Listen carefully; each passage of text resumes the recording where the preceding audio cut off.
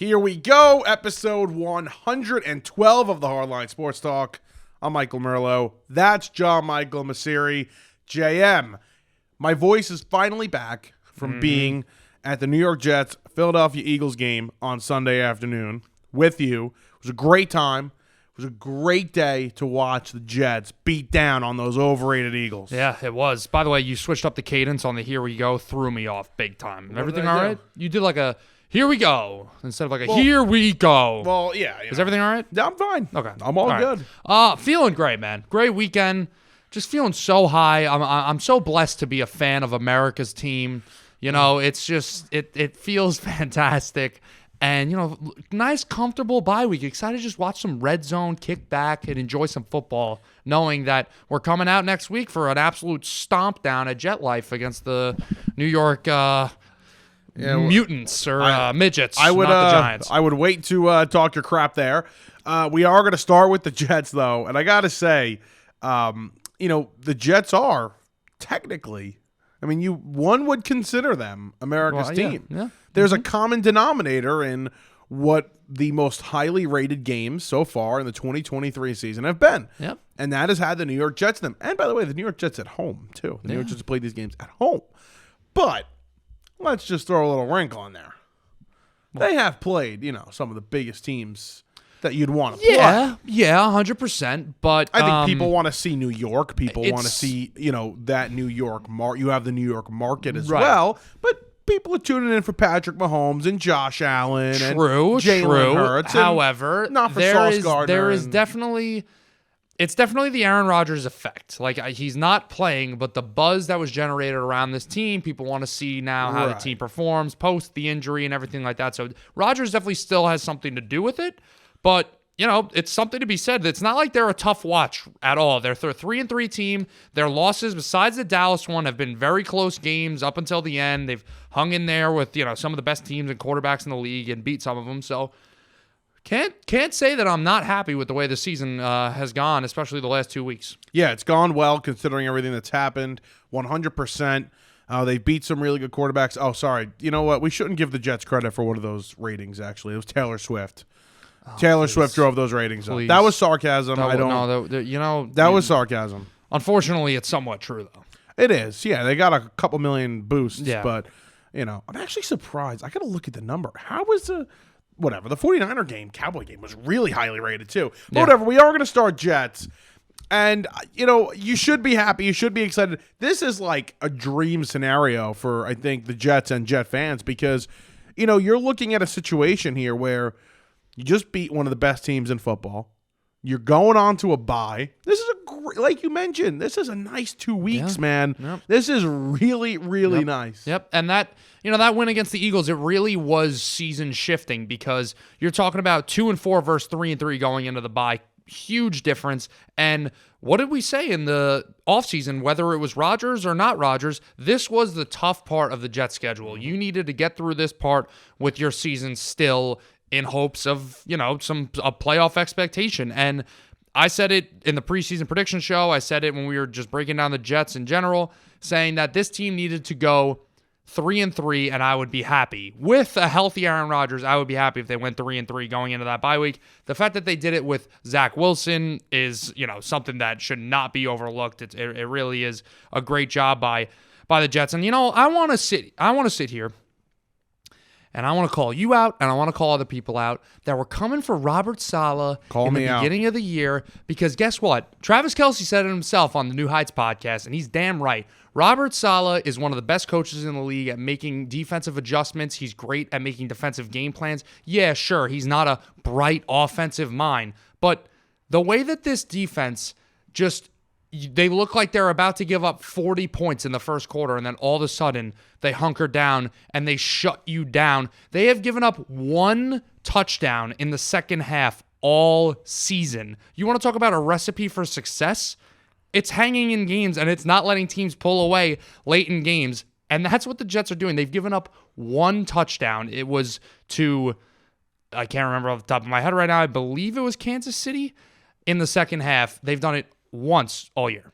Can I say something? Because I was going to come on here today, and I was going to say I would, you know what? I eat my words about Saleh. He might not be my favorite guy. I don't think I think he's weird in terms of how he deals with the media, but it works, and he's a good coach. And I'm still going to side on the fact that I was wrong and he's a good coach.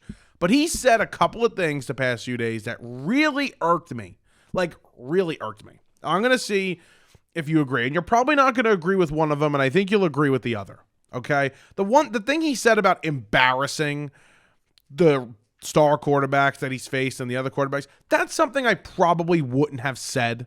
Right. And he walked that back. He said later in the week, he said that I misworded that. I shouldn't have used the word embarrassing. I agree. Like, that is something I definitely wouldn't have said, just putting a target on your back for literally no reason. You have a great defense, and you're definitely underwhelming on offense. I wouldn't make your defense, who's been playing at such an incredible level, I wouldn't make their lives any more difficult if you had a chance to not to. I don't think it's going to really make a difference, to be honest with you, but yeah, I mean, if they were playing the Eagles again, maybe the Eagles have a little bit more of an aggressive game plan. Jalen Hurts is a little more pissed off because of what Saleh said, but I mean, listen, he walked the comment back. It wasn't anything crazy. All right, I didn't see that. And by the way, that's good. the Philadelphia post-game show, their NBC Philadelphia or whatever, you see them having a meltdown, like they're about to cry because Robert Saleh said that. They're like, oh yeah, this guy's, what an absolute clown. Meanwhile, you on the line in the Jets game, you put it perfectly. Don't play the national anthem in front of Nick Sirianni. Start bawling his eyes out. You had to be there for the crap I was talking to Eagle fans. The fact that I didn't get hit, I thought about it the next day. The fact I wasn't hit by an Eagles fan is honestly remarkable. Rightfully so. I mean, this fan base for the Eagles, I respect. We talked about it. You said it a couple weeks ago. You respect the passion, but you think they're scum of the earth. I mean, I'm not going to the lengths to say that, but they're online and they're like, oh, man, you Jet fans came out for this game. This game's going to be over by halftime. You guys really wasted your money coming out here? Yeah. Oh, how'd that go? I hope the I-95 was full of traffic on your drive home. Please, enough. It was. I thought you were sitting crisscross applesauce for a second on this chair. Why, would that make you uncomfortable? No, it would have been a little weird. I'm going to sit crisscross applesauce now. But they are just exactly what I said. Just scum of the earth people. And yeah, of course they're going to cry. You can't talk crap about their little Jalen Hurts. Oh, look, he's regressed a little bit now. Oh, he's not the MVP quarterback he was. Yeah, watch them throw him to the curb like they do everybody else when they struggle. Don't worry, Jalen. You'll start feeling the heat. No, I'm kidding. I mean, listen, I wouldn't put it past it, though, because I don't want to compare Eagles fans and Cowboys fans, but the way these Cowboys fans just throw Dak to the curb when things go south. Yeah. It didn't happen last week. They ended up skating by that Chargers team, but you feel like it's coming. Like it's only a matter of time till Dak just gets thrown to the wolves by these fans. He will eventually, and I think he kind of is already with some of their fans. We'll get to him in a little bit. You want to talk about trash? Sorry, I know we're bouncing around now, but you want to talk about scum of the earth trash. What about these Cowboys fans? You see, it's like a freaking 10-on-10 melee in SoFi Stadium, just throwing haymakers at each other. And there's nothing more hilarious than watching like 55-year-old out-of-shape men in Cowboys and Chargers jerseys throwing right hooks at each other. They have a problem. They literally are beating themselves up because they're so unathletic and uncoordinated that they're slipping and practically beating the shit out of themselves. They have a problem right now, the NFL, with these fights at these games. It's a serious problem that they're going to have to – I don't know what they do about it. Do you hire more intense security at these games? Wow. We've had things fall all night, apparently. I hope nothing's your stupid broken. Patriots book. Who gives a crap about that? I do. I care about the mixer. I think the levels are good, so I'm just going to leave it. Okay. It's on. It's not unplugged. We're still going. So there we go. Oh, my God. But I can't wait to see the replay of that. I don't even know where we were. Oh, the fights in the NFL. Oh, this episode's all over the place already. Jesus Christ. We really are. All right, let's go. Focus in. I got one more. This is a podcast. This is why we're not live. This is, this is the raw effects of what you get with the podcast. Yeah, we're not taking that out either. Oh, but either way, I'm looking at the Astros score. It's 5-0 Stros in the fourth. Where was I? Carton. Saleh went on Craig Carton's show on FS1. My boy, Craig Carton. And he said something that really pissed me off, Saleh, okay? And he said, well, if the ball bounced this one way and, we got a call here, maybe we're 5-1 right now and not 3-3. Really, Rob? If the ball bounced one way and a call didn't go your way, maybe you're 1-5. So why don't you stop complaining about the this is vintage Michael Merlot get off my lawn take. Here we go. So let me get this straight. When Robert Saleh in the offseason does his corny speeches and he's not a genuine guy, that's a problem. Like, you're basically saying that he has a forced personality. Yeah, he does. But then when he comes on the Carton show and shows a little boldness and a little personality and a little edgy side to him, listen, act like a robotic head coach like you're supposed to, say the right things, and that's it. Well, yeah, I think in the middle of the season, when you're going on national TV, you probably should act a little bit more professional and not talk about hypothetical situations that if they went the opposite way that you're talking about, your season's possibly over by now at 1-5. But it's not. I mean, if the ball bounced a different way, JM, they lose week 1. Yeah, right? They lose week 1. So I don't know what he's trying to talk about here. What is he getting at? I think he's more. He's not going to say that. I think he's more just trying to show how confident he feels about his team and how they're 3-3 right now. And if a couple things went their way, they could have been better than that. Rub me the wrong way. That's a ridiculous statement. I mean, oh my God, what a joke. Rub me the wrong way. Okay. Nobody's rubbing anybody. Wow.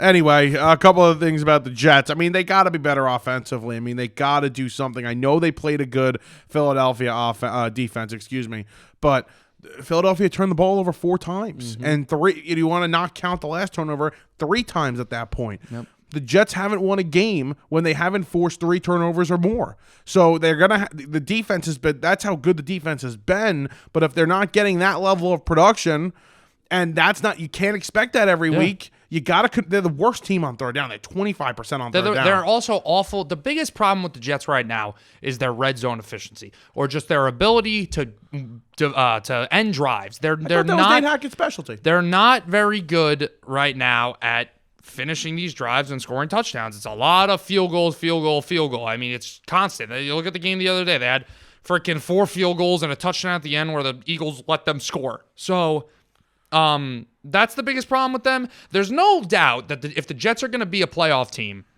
the offense needs to step up. You know, as good as the defense is, you don't need the offense to come out and be a top 10 offense the rest of the way, but you need them to start having the ability to not depend on your team getting 3 turnovers and showing some consistency in the drives and more efficiency on third down and more efficiency in the red zone. And I think that'll come as the year goes on, as these guys continue to play together, continue to get better. It's still a very young offense. Let's remember that. A lot of these weapons are young. This quarterback is young, a guy who's hopefully getting better each week. He's playing a very painfully average quarterback right now, which is fine. I mean, that's really what you hope he could do a little more, but he's also not shooting a team in the foot like he has in the past. God, I can watch these highlights of Scherzer getting rocked all night. Serious mental issues. I can't wait to talk mental issues. Can't wait to talk baseball in a little bit. Let's move off of the Jets and the Eagles here, though, which, we're not going to do too much on the Eagles other than that they might be painfully overrated at this point. And, we're going to get to a tough schedule with the Eagles coming up, and we'll see how they handle that. Who do they play this week? They play the Dolphins on Sunday night. Yeah, at home. That'll be a good game. I actually think I like the Birds, but, we'll look at that, and we'll see how that goes. But in all seriousness, the Eagles do have a tough schedule coming up, and we'll see how they handle it. It'll be their toughest stretch I think they've played, and definitely since Hurts has been here. A gauntlet. So we'll see how they handle that. I think Dallas is going to be able to get in this race a little bit, and we'll talk about them in a second. I do first want to bring up, though, the Cleveland Browns. Round of applause to the Browns and that defense. What a job they did Sunday afternoon against the 49ers and Brock Purdy. And the weather definitely, I think, helped what the Browns wanted to do in that game, right? The Browns, no matter what, they're going to want to run the football. They're going to want to play good, hard defense, limit your offense, limit your passing game. And that's exactly what they did in this game. And I went back and watched that game. Purdy gives them a chance to win the game at the end. So people want to get on Brock Purdy. Brock Purdy, without his 2 best offensive weapons, gave his team a chance to win at the end. They missed a 41-yard field goal. Yeah. Listen, I think the verdict isn't going to be out on Brock Purdy for a long time. As even if the guy comes out and plays, top 5 caliber football this year, the verdict isn't going to be completely out until we see him in a high pressure situation in the playoffs and see if he could, maybe where we can't depend on the defense as much or can't depend on our Christian McCaffrey, our super weapon, and him coming out of the backfield, who, by the way, avoided could have been a very scary injury for that team. Very lucky to still have him healthy. Yeah. And I'm not coming out here and trying to slight what Brock Purdy has done. He's played very well, and he's continuing to play well. The thing is, the Niners, it's a loss. It's a bad loss on the road against a Browns team with a backup quarterback. And, you're supposed to win that game, but it happens. I was talking to you last week before this game and saying, do you think the Niners have a chance of going 17-0? And the response we both came up with was, no, it's so hard. It's the NFL. It's any given Sunday. Any team could beat any team. The Niners didn't play their best football the other day. And, sometimes teams match up great against each other like the Browns and the Niners did. The Browns have a great defense. They're playing at a historic level. I think they're, 500 yards in front of the next best team in yards allowed or something. I got it right. Something ridiculous. Total yards allowed. Through 5 games, they had 1,002 yards. That was the fewest through 5 games in over 50 years. Wow.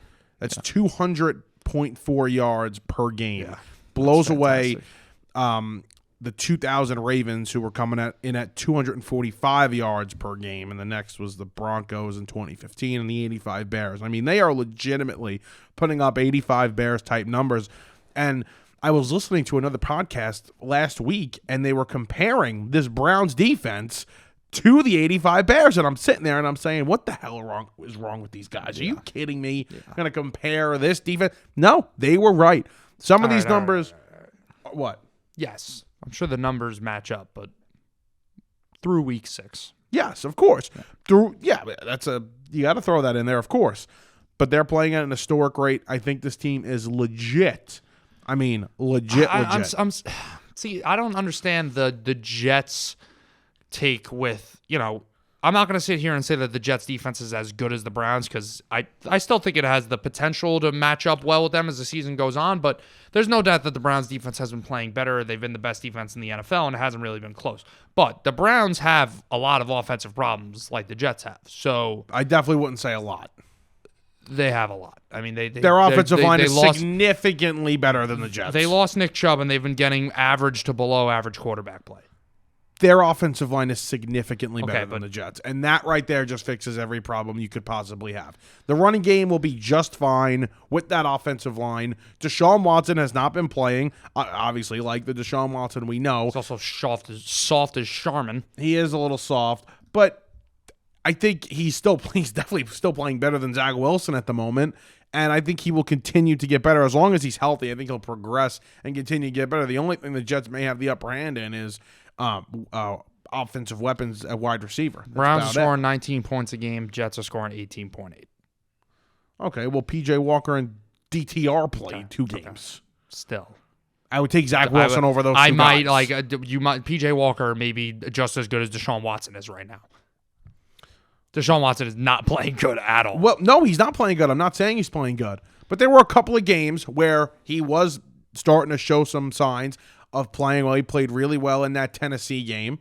I think Deshaun Watson is more on the brink of disaster than on the brink of a breakout return to form.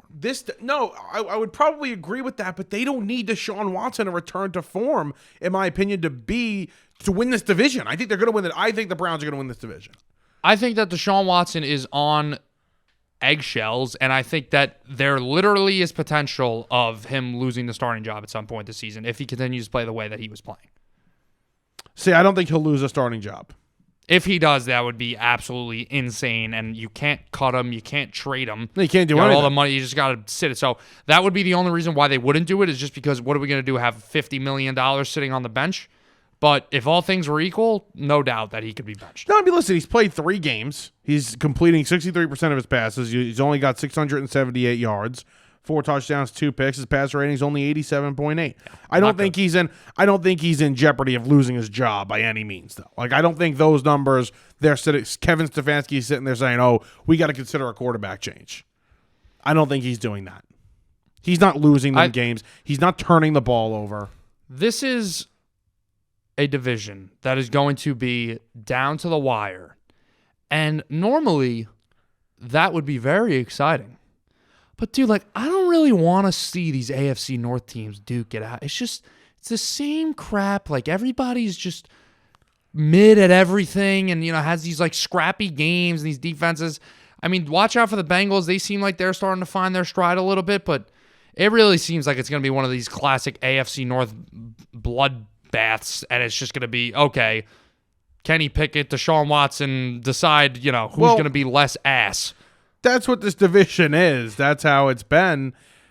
The Ravens are also the most frustrating team in football. They're very frustrating to watch. So frustrating. Like, at one second, you're like, wow, this team finally looks like they're putting it all together, and that defense just looks amazing. And then the next minute, it's like Lamar and this offense, they look like they can't move the ball a yard. Listen, I'll say this. The division is going to be close, and that's why, because we're going to talk about dark horse Super Bowl teams a little bit, and you're kind of swaying me in a different direction here. Because I was going to say the Browns are my dark horse Super Bowl team. No. I really like this team. And it's not the Deshaun Watson. It's definitely not, anything to do with the run game of the defense. It's the fact that they may be battling it out, possibly for the division, possibly for a wild card spot if these teams do stay even. I'll say this. The Steelers are the worst 3-2 football team you'll ever say. 100%. I mean, offensively, they are just absolutely brutal to watch. It's disgusting. They should really only have one win. And they shouldn't have beaten Cleveland. And that's a bad loss for Cleveland. Whoa. Are you saying right now that if the ball bounces one way that the result would have changed? You're not allowed to do that. Well, no. I think it's clear. You can't say that. I think it's clear that they outplayed. The Browns outplayed the Steelers in that Monday night Week 2 game. Yeah, but like a lot of people would say that the Jets outplayed the Chiefs. I don't think the Jets. But I don't know. See, but I don't think believe that. I don't think the Jets outplayed the Chiefs that day. Oh, really? Patrick Mahomes with his 2 picks and should have been 3 if, Mr. Referee didn't have a loose cannon after the ball already gets intercepted. There's no evidence. 3. There's no evidence whatsoever of the Jets outplaying the Chiefs in that game. Checking the Astros score constantly? I'm considering a cash out here. Oh, Jesus Christ. This kid's it's looking at live bets in the middle of talking about football. Good. I don't think I should cash out, right? Nah, what do I look like? It's 5-0. There's no way the Astros blow this. I went full hater on Max Scherzer. I mean, it's a matter of $4. I know. Another bet up here. You're spineless if you cash out, though. Yeah. No, I'm not cashing out. We're up 5-0. We're feeling good. Who is we? Go Stros. I need the Stros, dude. Stop with we, I need the please. Stros bad. Need the Stros So, you're talking about dark horse Super Bowl teams. I don't know if there's necessarily a dark horse Super Bowl team. Like, I don't... We look at the way that football has gone over the past decade or so, and it always seems like a team that is a top 10 team right now, anybody outside of that never seems to make the Super Bowl. Like we know who our contenders are by now. Yeah. So I think Cleveland's a contender, man. I'd love to sit here and I'd love to tell you that a Seattle or a Houston Texans or a Super Bowl sleeper or somebody like that, but I can't. I mean, I don't really. If I could say one team that I think people need to start taking more seriously, and they had a lot of offseason hype and they have a good record right now, but I mean, we literally need to start considering them as a Super Bowl contender, is the Jags. I think the Jags can play with anybody. I think they're playing. We're jagging off. I'm jagging off the Jags right now. I think that we need to start giving them their flowers a little more. And they're on a roll right now. They're 4-2. They beat Buffalo. They almost beat Kansas City. They show that they're able to play to the level of any team. They could play at a high level just like anybody else. I worry about them defensively a little bit. That would probably be my concern. Yeah. They're not great up front on the offensive line either. But listen, Lawrence keeps you in any game. Yep. They can run the damn football for sure with ETN and your boy Tank. Are you off the Bucs a little bit, by the way, because of the other day, or Tampa Bay Buccaneers? Yeah. Why was I on them? Well, you thought they were going to win the game the other day. You said Bucs by 40 or something like that. Yeah, we don't have to talk about that. Okay. But yes, I would consider myself off of the Tampa Bay Buccaneers. Okay. They pissed me off. ruin a little bit of a Sunday. I'm sure. But either way, by the way, you mentioned Brock Purdy, and I kind of want to swing back to him. We've really been all over the place today. Kind of want to swing it back to him a little bit. Okay. I think everybody wants to be right on Purdy. Everybody wants to say this guy's a bust. It makes no sense, and myself included at times. Well, he's just a system quarterback, and you know what? Everybody's a system quarterback. Most guys that are successful in this league play within a system. Michael Merlo. And that is one of the smartest talented things that you have ever said. Jalen Hurts is a system quarterback. Yep. There's nothing wrong with Jalen Hurts. He almost won the MVP last season. I think that's the thing is people confuse the term system quarterback. It's not a knock. It's a fact, all right? A lot of these guys, Tom Brady made a freaking living out of it. They have skills, and these great coaches look at the skills and what they do good, and they look at what they do bad, and they cater the system to the things that they do well, and that is how they become successful quarterbacks. There is certainly a difference in talent in the league. I'm not saying that every quarterback has the same talent level, and it's just a matter of what coach gets more out of the other one. That's not true at all. There's clearly different tiers of talent in the league.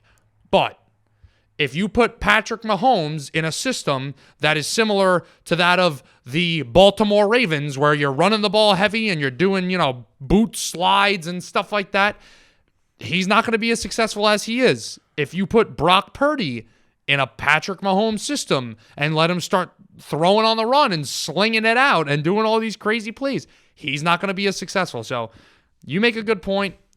Every quarterback is basically a system quarterback. Like I said, there's still difference in talent. And Purdy, at the end of the day, like I said last week, you could build a great system around him. You could give him great weapons and this and that. At the end of the day, the guy's still got to pull the trigger. He's got to make the decision. He has to make the throws. He's been doing it so far, but like I said before, I am still waiting to give my full opinion on Brock Purdy until he's put to a true test in a game that really matters, in a situation that really matters. And I think he was last week. And again, he didn't play well late in that game, but there was a lot of adversity, and he gave his team a chance to win. And you talk about the system quarterbacks. Listen, Patrick Mahomes can go to many systems and probably succeed. That's how talented he is. Same thing with a guy like Josh Allen or Joe Burrow or Justin Herbert. These guys are that good. Trevor Lawrence. So no knock on calling a guy a system quarterback, man. People they get so upset when you say that. It's like Jalen Hurts plays in a real good system. Yeah. Purdy, all these guys. So definitely got to change that narrative. I think the problem is when people say that, they just use it as the entirety of why they're good, saying, it's just they're a system quarterback. They have no talent. They just, like people want to say about Brock Purdy. It's just Kyle Shanahan's a genius, and he's got all the weapons in the world, and he's not talented at all, and anybody could do that job. Brock Purdy has talent, but does he have the same talent as guys like Patrick Mahomes and Justin Herbert and Josh Allen? No. Let's move on here and talk about another guy that's going to aspire to be a Josh Allen or a Justin Herbert or a Patrick Mahomes, like you just mentioned. And that guy would be Caleb Williams, who is not even in the NFL yet, hasn't declared for the 2024 NFL draft, and is yet making comments about what he would like in his NFL future. He wants part ownership of whatever team he is drafted to. That report came out Tuesday night. Kind of crazy. The report also included that Aaron Rodgers wanted part ownership of the Jets when he was negotiating his deal, and of course, that did not happen. The NFL actually stepped in and made sure that didn't happen. So Caleb Williams, rookie quarterback that's not even in the NFL yet, wants ownership of the team. So what's the point? Like, why even bother asking if Aaron Rodgers, Super Bowl winner, 4-time MVP, first ballot Hall of Famer, cannot get ownership of a team? Why does Caleb Williams, never played a snap in the NFL before, think that he's going to get an ownership of the New England Patriots or Giants or Bears, or wherever the hell he ends up? Don't say the Giants. Sorry. I mean, I would like it to be, but that would be pretty depressing. But either way, yeah, it's crazy. Can I explain to you what I believe he should have say in? See if you agree with me. I believe that Caleb Williams, let's say, for example, he is drafted to the Chicago Bears, who have just been painfully bad for years and years and years, right? They haven't gotten anything right. Literally nothing right. These owners, the GMs they bring in, the coach cannot find the right coach. I believe, whether it's legal or illegal, that Caleb Williams should have a say at who is hired to be the next head coach. If it is the Bears, I would give him a say. I would let him in the discussions, even though he's not part of my organization yet. He basically is. So I was going to say, then that means he's having these conversations in February before he even gets drafted. Yes. Yeah, I know it's illegal. Very, very illegal. Yep. For sure. But I believe that he has that right because this is his career. And if he's going to take a chance, because, again, we kind of spoke about this earlier in the year when, we were talking about whether or not it's fair if he goes to the Cardinals, who have been such an incompetent organization.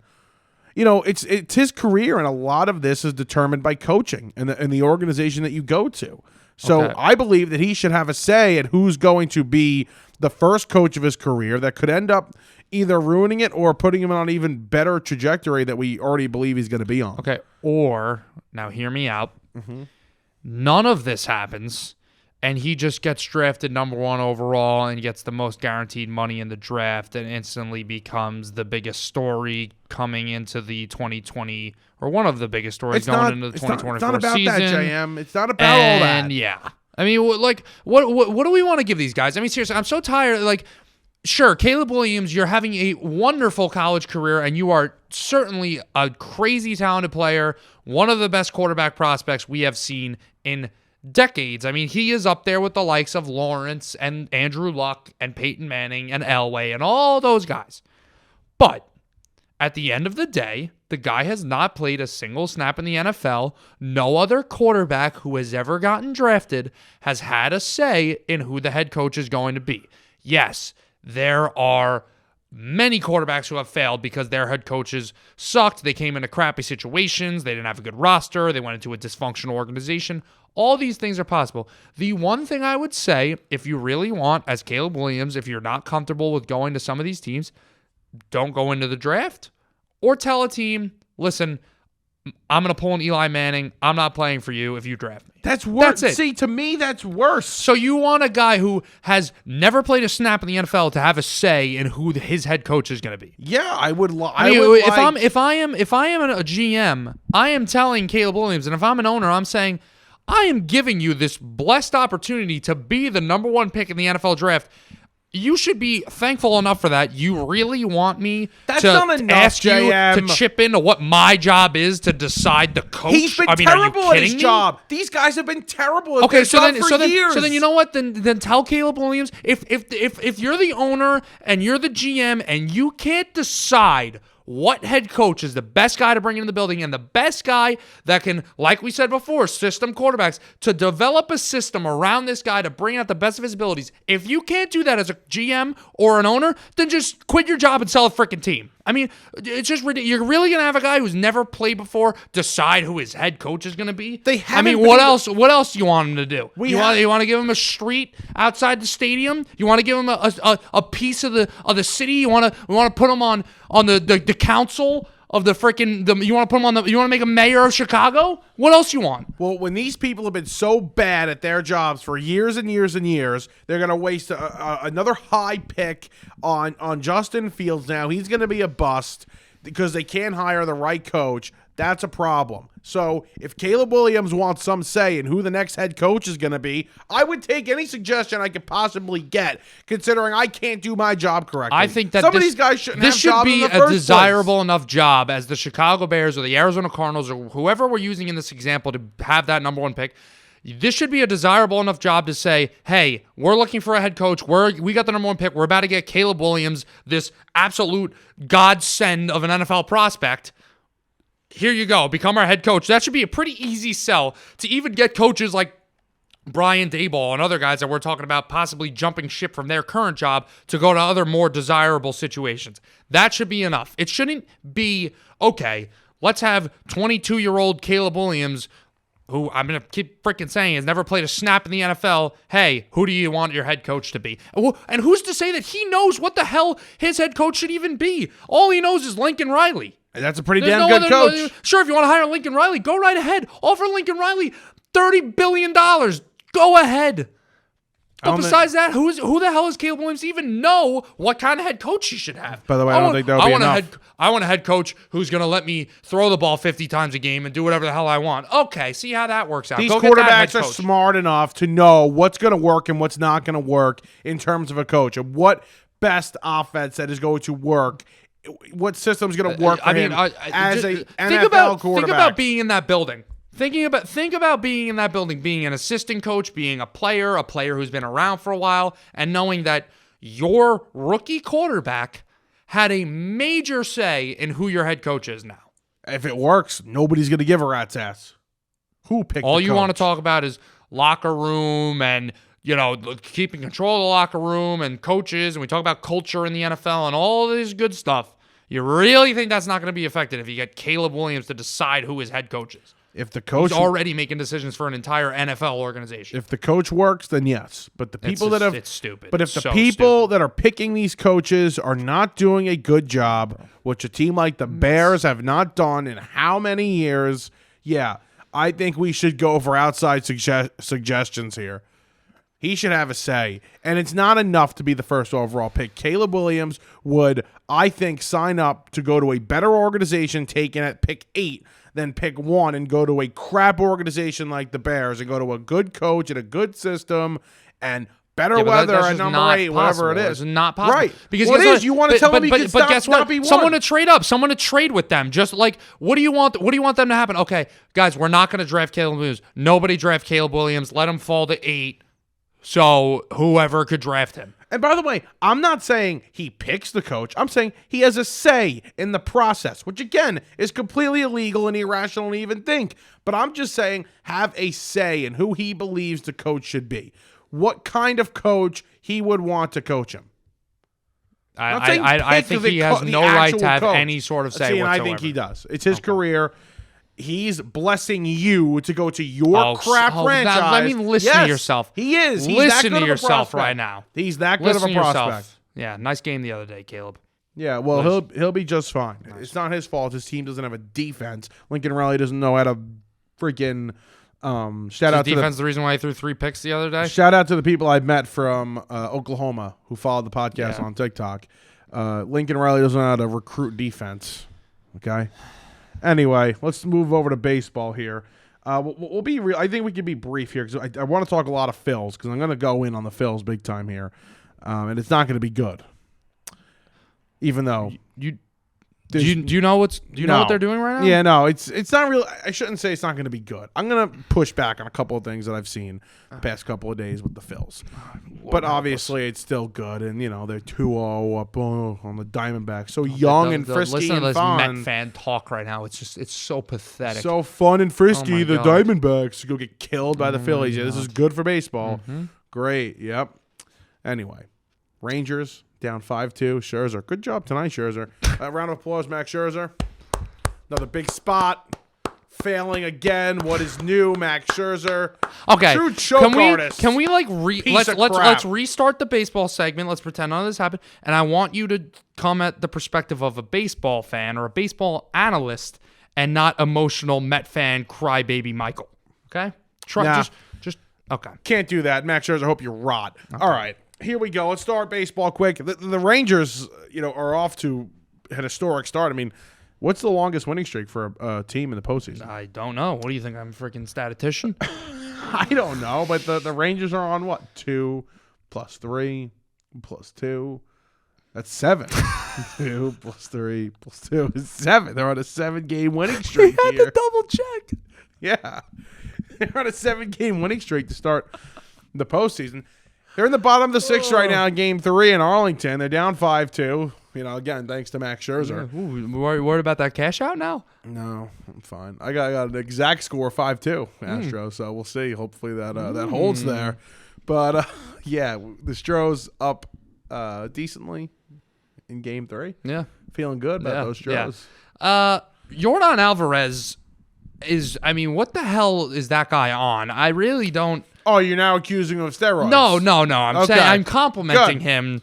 Good. I am not. There's no Typical accusation Yankee of fan. steroid use. I Typical literally Yankee said fan nothing. thinking the Astros This are cheating again. guy is just unbelievable. He hit a home run off of Aroldis Chapman, which was hilarious to see as a Yankee fan. I'll give you a little crybaby Yankee fan now. Hilarious to see. Chapman throws him a slider on the outside corner, falling away from his body, and Yordan Alvarez pulls it down the right field line over the fence. I think that got overlooked at how impressive that was. I mean, we know how great of a hitter Yordan Alvarez is, but I mean, that was just absolutely ridiculous. So, listen, I think this, I said the Rangers are going to go to the World Series. I still stand by it. We'll see how this game ends up finishing. They're down by 3, like you just said, but it's going to be a close series. I still think, even if the Astros win this game, I think that this, it's going to keep getting closer. I think that this could easily go 7 games, and baseball has shown over the past couple seasons that home or away, we saw it in the Nationals-Astros World Series about 3 years ago. The Nationals won 4 games on the road, and the Astros won 3 games. The Nationals won 4 games on the road, and the Astros won 3 games on the road. Right. Every road team won that game, won that series. So any team could beat any team on any day in any place. So I'm not going to be surprised if the Astros take 2 out of 3 or 3 out of 3 here on the road in Texas. But, I mean, I still think the Rangers are going to win the series, to be honest with you. I think they're just going to keep mashing their way. I'm a little concerned about the bullpen, but I think that the offense is just going to keep hitting. Their bullpen's definitely a concern. They almost blew game 2. They were up, 5-1, 5-0 in that game. And the Astros just kept chipping away. They almost blew it in the end, but they held on 5-4. That Rangers bullpen is definitely worrisome. But yeah, I would tend to agree with you. You had to think the Astros are going to come out here, especially tonight, and fight. They weren't going to go down. I didn't think they were going to go down 3-0. I still don't think they're going to go down 3-0 in this series, although there's still a lot of game left. But yeah, I think this Astros team has some fight in them. They're going to extend this series. And that's that. And we'll be able to talk more next episode because I'm pretty sure the series will be over or close to over. You got any update on like ratings for the series or anything like that? You have any idea how the TVs are doing? I have not. I mean, it hasn't been a great postseason. And I think the Phillies are the only ones that are kind of keeping it afloat a little bit. Yeah, but even this series now, you don't have a big market, and it's a brutal series just based on the competitiveness of the two teams. And let's go there. I think the Rangers-Astros series will end up rating well because I think it's Texas. Big. All right, Astros have been a household name in the playoffs for years now. The Rangers are a decent market, so I do believe that this series. Plus, I think it's 2 good teams, and hopefully it becomes more of a series. I think a big part of the intrigue of the Phillies D-backs series was A, how early the series was, and not knowing how it was going to go, and B, playing in Philly. I think everybody wants to see. Right.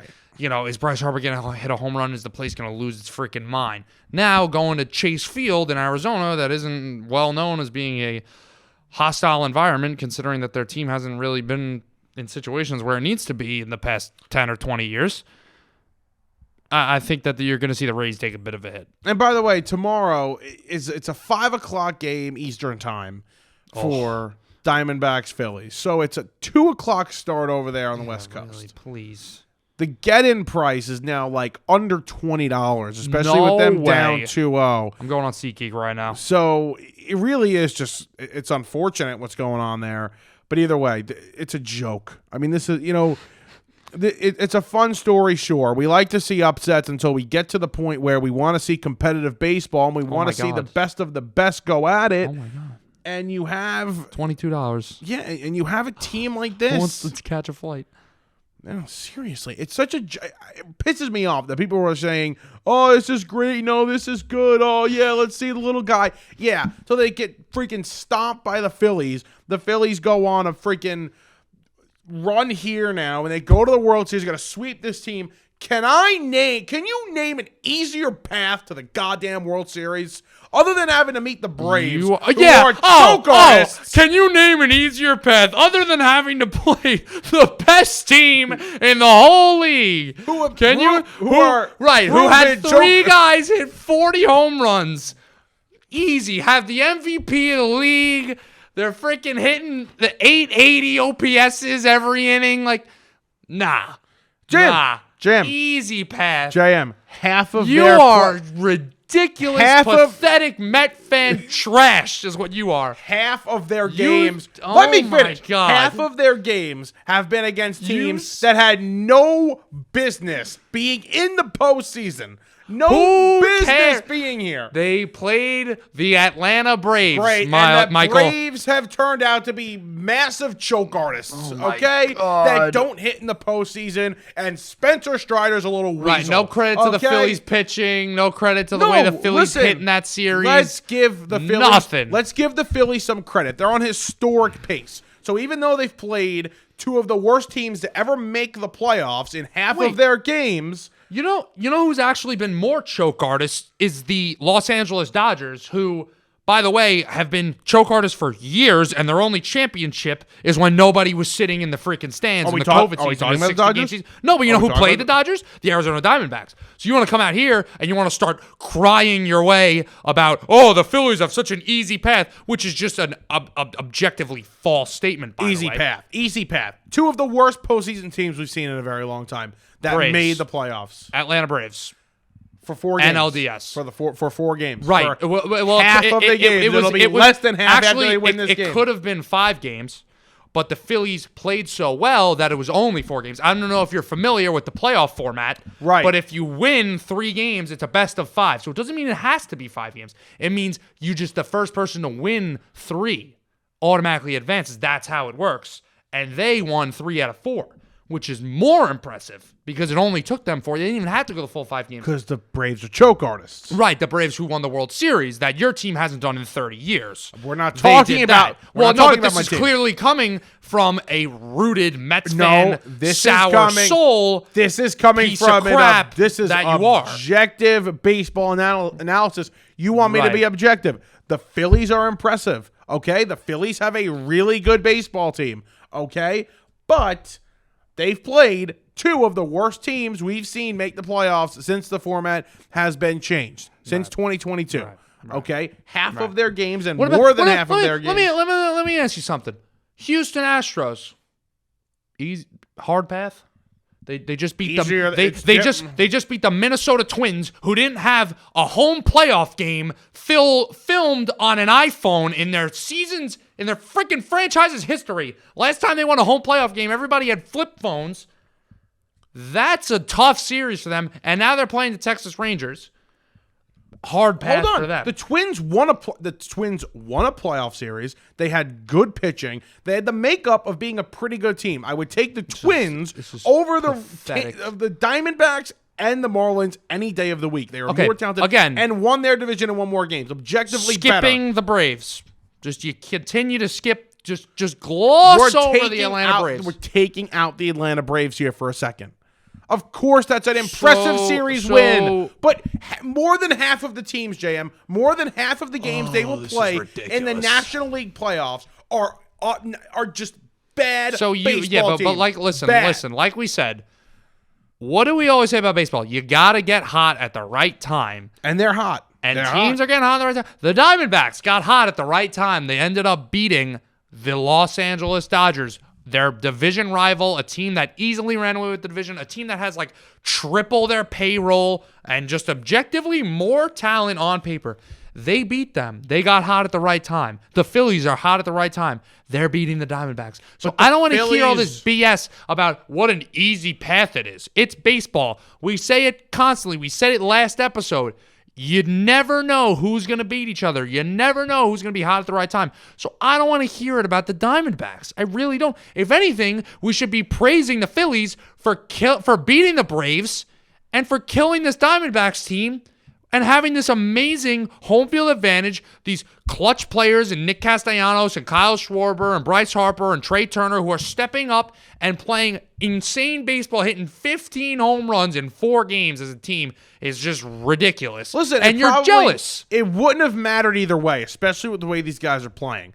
But when you're facing batting practice pitchers and Zach Gallen and Merrill Kelly, who fold the second they see real fans in a stadium, you know what? Yeah, I am gonna point it out. The Dodgers on the road at Dodger Stadium, one of the most iconic stadiums in baseball. The Dodgers are no team that's known of having a crappy fan base. We know the Dodgers have fans. They're not the LA Chargers or the LA Dodgers. There is a difference in playing in the Northeast and playing on the West Coast. It's just reach after reach. There is a difference. The fan base, the stadium, people from Los Angeles will tell you this. It is different. It is a completely different atmosphere going to a game in Boston, New York, Philadelphia, even Washington, for crying out loud, than it is in LA. They're laid back. They're not going to get on you as much. I watch Mookie Betts talk about it.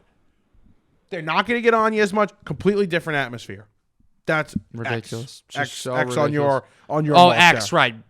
Let's not credit the Phillies for having a great home field advantage, the best in baseball history. And let's pretend like the Braves were some easy team to play on the road. Everybody knows that stadium gets really loud. I will credit the Phillies where they're due. They're on historic pace right now, really.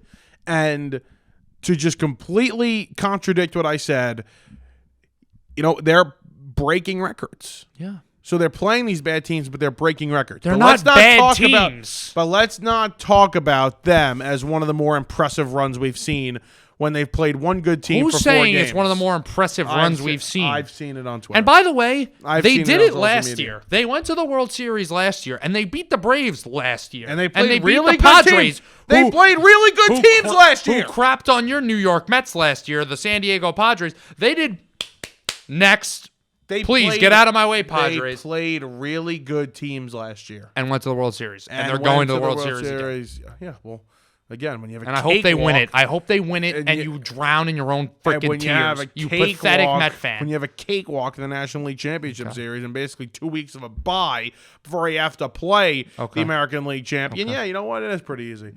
All right. Anyway, very quickly, Eddie Martino came out the other day and wrote and talked about how it's not sustainable what the Phillies are doing in terms of the way they've built this roster. And, a lot of Mets fans and Yankee fans have said, well, a lot of these players should be Mets and Yankees. It made sense, and I would agree. Kyle Schwarber made sense for both teams. Bryce Harper made 100% sense for the Yankees and even the Mets at the time. And, Nick Castellanos, sure, he would have made sense in some cases. And Zach Wheeler should still be a Met.